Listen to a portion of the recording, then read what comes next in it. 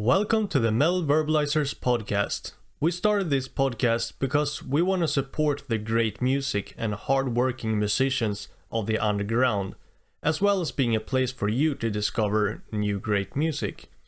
If you enjoy Verbalizers, your support would be very appreciated. If you would leave a like and a comment on this episode, that would really help us. And by us, I mean Verbalizers and the bands we feature. Because if we get found by more people, then the bands that will benefit from that as well. In this episode, you will hear an interview I made with one of the band's members. We talk about things such as the band's main influences, lyric themes, band name, as well as future plans, etc. I'm Johan Verbalizer, and this episode will be dedicated to the band Ascending Olympus.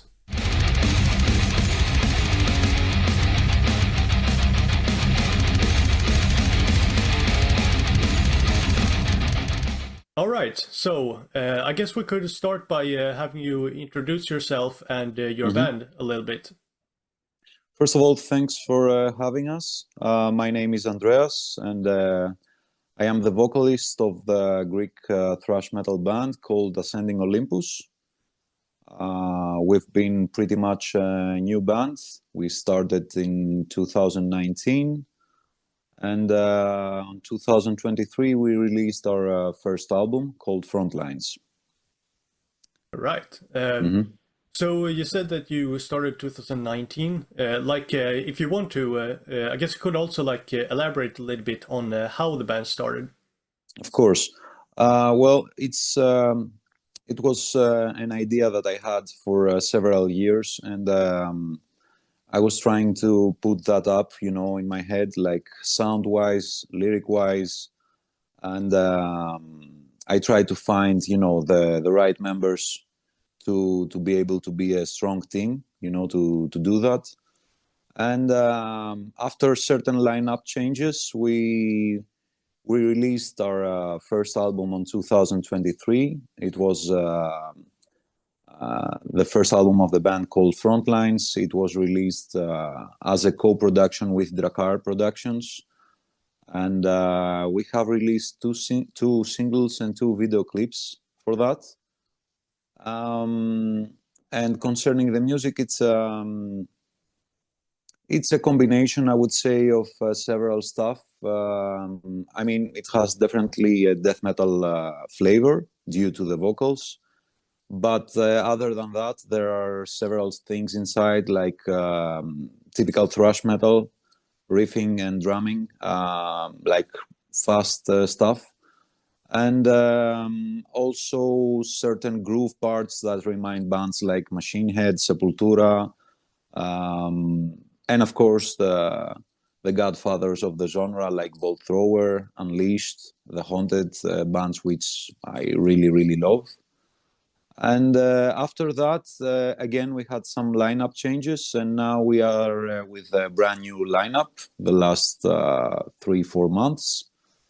So, yeah, things are going really good for us at the moment. Yeah, because that was something that I kind of noticed when I listened to that album, that it has a very great mix of a lot of different things. Like you're saying, you really get the feel of these kind of old school type of death metal, but it also has a lot of, like you say, like some thrash parts, but also like some kind of little groovy parts and a little bit more like kind of modern things in there to give it a pretty interesting sound with like the kind of mix of that.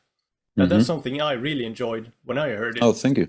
I'm glad to hear that, because it was our main intention, not to do the typical thrash metal album.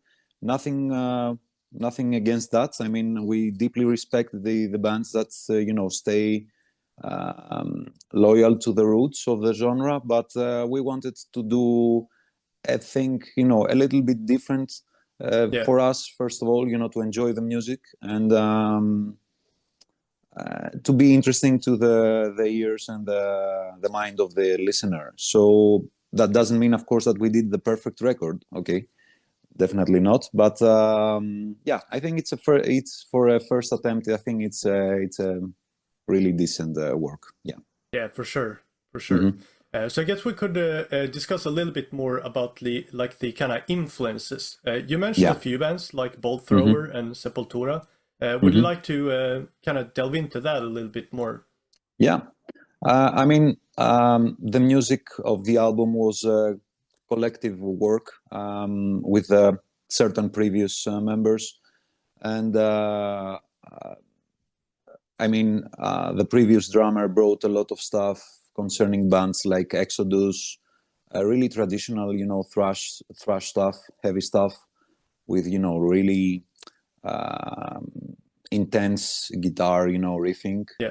And I brought the groove parts because I'm a huge fan of bands like Machine Heads and, as I told you before, Sepultura and all these bands.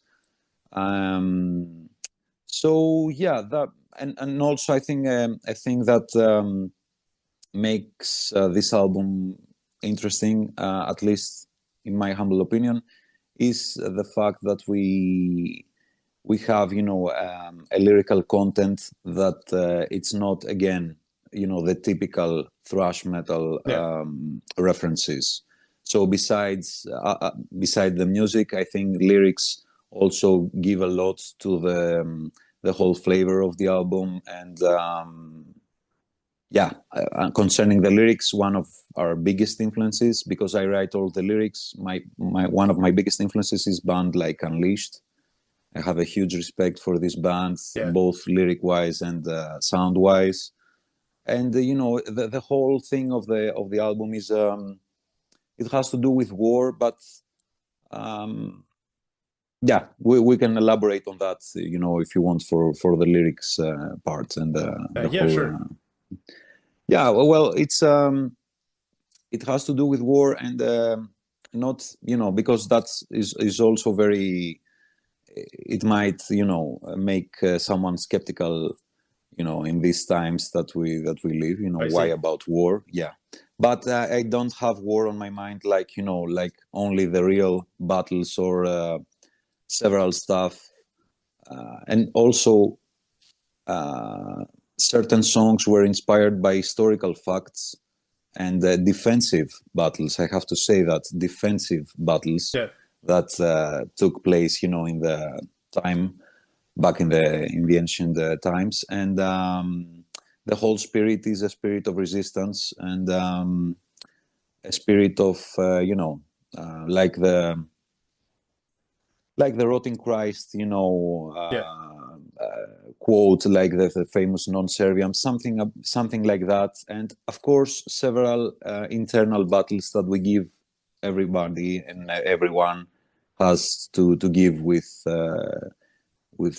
ourselves, and so I mean the whole war thing, it's not like something just certain fantasy histories or historical events only. It's a little bit more personal, but of course you can tell the difference if you read the lyrics. You can say what is what, when you listen to the album and listen and read the lyrics. If I understand you correctly a little bit, is that when you're saying war, you mean that in a very broad definition? Yeah, for sure. But again, it's our interpretation. I mean, you can listen to the album, and of course, if someone doesn't know in which events we are referring to, he can give the lyrics the meaning that he or she wants. So because there are not like really detailed references, there are some certain parts that if you know certain battles you can tell what is what, but I see. Other than that, everyone can give their own translation, let's say. That makes sense to me. But also something I would like to discuss a little bit is could you explain your image? And by image I mean kind of it could be things like the artwork or your logo. Do you have any things that you would like to discuss there? All right. First of all, I think the idea of the band, and not only of our band and any bands out there, is the name. So, because the name is something that is born and dies when the band is over. So I wanted to be very careful concerning the band's name, something that refers to higher meanings, let's say, and at least in my mind. And that gives also where the band is coming from. So on top of that, we started building, the lyrical concept of Frontlines. And as I told you, it has to do with war, historical events, things that are going on in my mind, personal battles. And when everything was done, I gave the whole details to Yanis Nakos, who is the graphic designer of the whole layout, the artwork and stuff. And I told him, like, listen, man, this is the album. We don't rely on gimmicks. I mean, the band doesn't have any certain image, or, we don't go on stage with clocks or corpse paint. Yeah. But nothing wrong with that, okay? Don't get me wrong. I deeply respect the bands in that its own are so context. devoted. Yeah.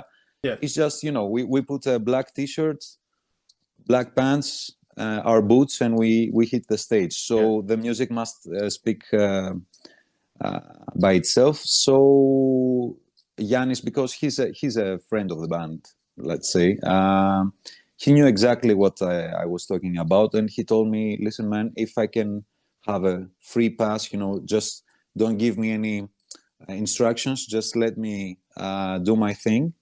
And he came up with this cover artwork, which, I don't know, man, when I saw it, I was like, what is that? It was so impressive. So yeah, it was, because it says Frontlines. I read that in a review of the album, and it says Frontlines, but where are they? We cannot see the front lines on the cover.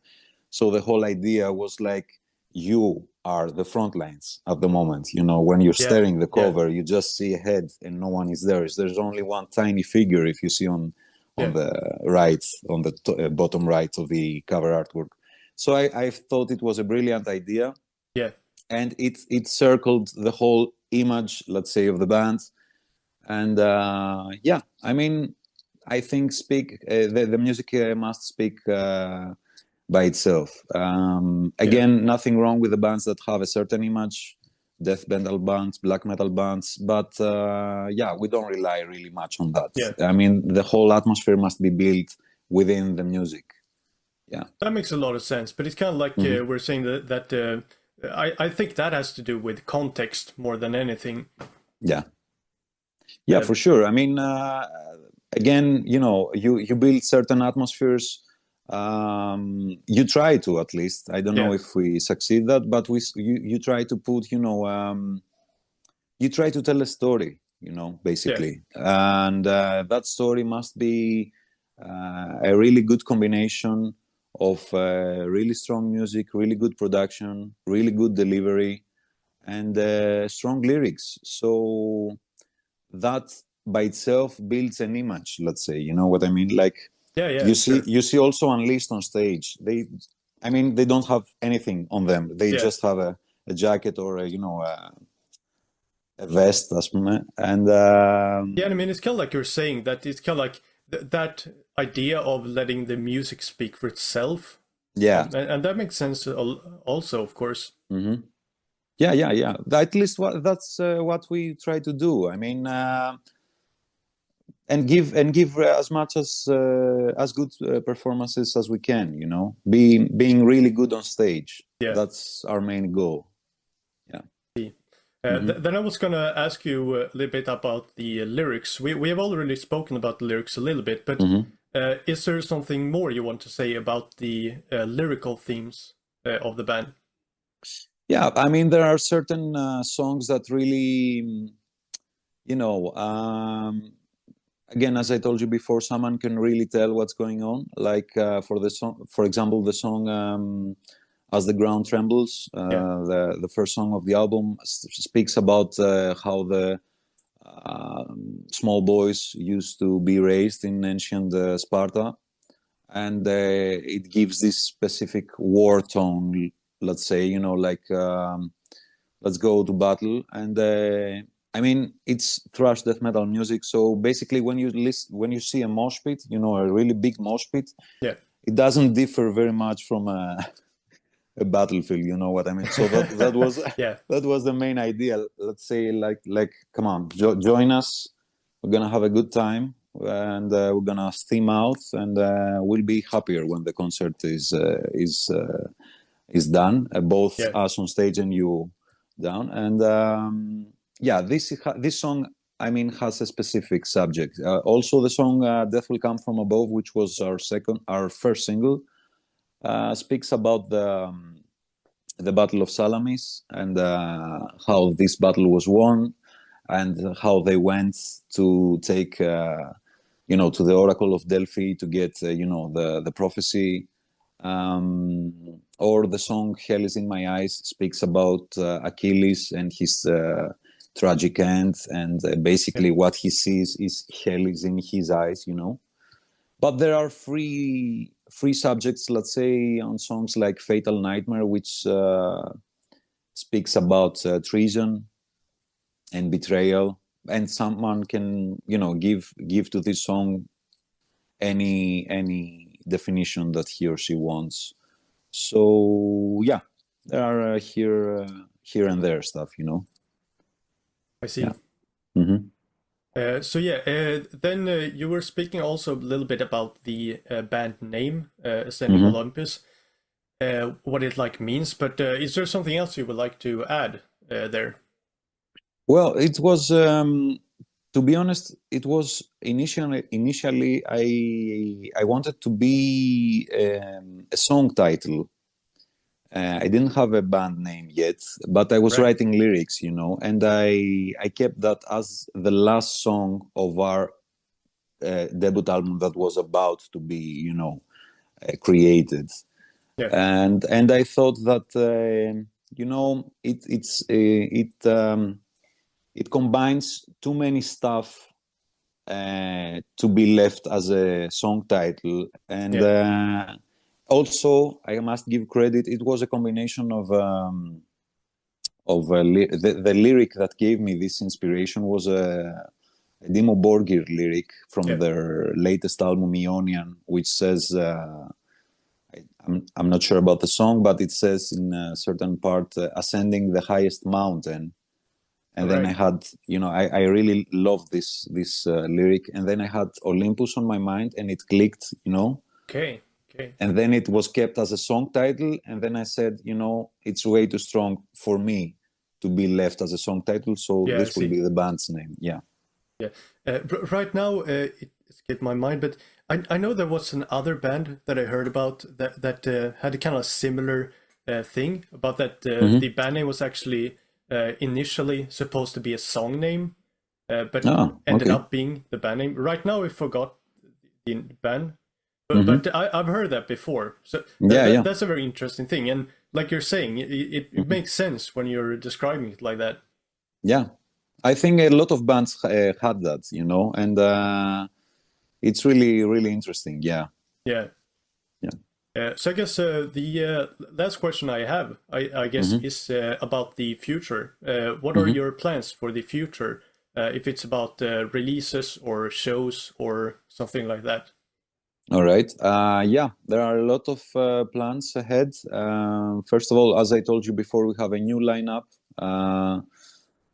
new people on board. If I may, I want to mention them also, if you don't mind.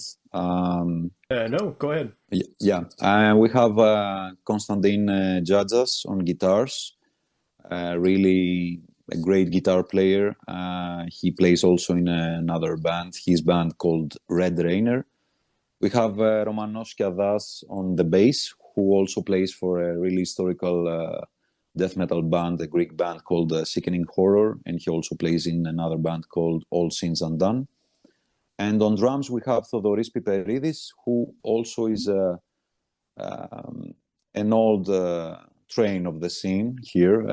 He played for Karma Violence, a Greek band, and he also plays in Throne Serpent. So with these guys, we are starting to building, the Ascending Olympus's agenda for 2025, which has a lot of gigs. Some of them are already programmed outside of Athens, and we will have the announcements in the further weeks. And we have started slightly, to exchanging ideas with Konstantin and things that were left, from the first album and new stuff.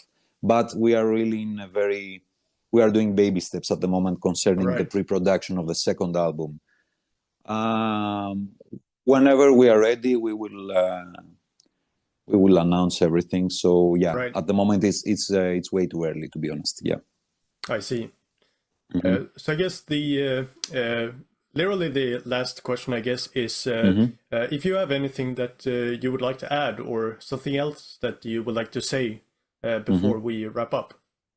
First of all, I want to thank you very, very much for the support and the whole interview. It means the world to us because we are a really small underground band which needs all the help that we can get. And if I may, I want to say to everybody that either has a band or is just a listener that it's really, really important, in my humble opinion, to support the great underground acts out there. Either it's local or outside of everybody's country. It doesn't matter, as long as we keep an eye on the underground and we support it, because major bands and bands that we love, and we go out and we see them live, and we buy definitely the CD because we have to have the latest album. It's also really important to support the underground scene, because it's the womb from which the bands will start to take their course to bigger things. Definitely agree. It is really, really important to show support. If it is following on social media and buying albums, buying merch, simply spreading the word of underground bands is very, very important. Very important. It is very, very impactful as well. So, of course, and that's, I guess, is what we're all about on this podcast as well, to try to do our part of that. So, I mean, obviously, we're very, very happy to do this interview, to support you guys. So yeah, thank you very much for taking the time and make this interview. Thank you for having us, Johan, and I wish you all the best for you and your podcast. And hopefully we'll talk again anytime soon. Yeah, definitely. Okay. Likewise. All right, man. Thank you very much, man. Thank you. Thank you. And that's the end of our interview. We want to thank Ascending Olympus for this great interview and taking the time to talk to us. Now we want to know your thoughts and opinions. What do you think about Ascending Olympus? Maybe you have a favorite song by this band. If so, which one? Let us know in the YouTube comments or on social media. Again, we could really use your support. If you like and comment, that would be really helpful and greatly appreciated. If you really like what we do at Verbalizers, also consider following us on YouTube, Spotify, Facebook and Instagram. That would also help a lot. As well as spreading the word and mentioning Verbalizers to people that you think might be interested. That would be a huge help. Thank you. It means a lot to us that you've been listening all the way to the end. We really, really appreciate that. We will be back to Verbalize again next week.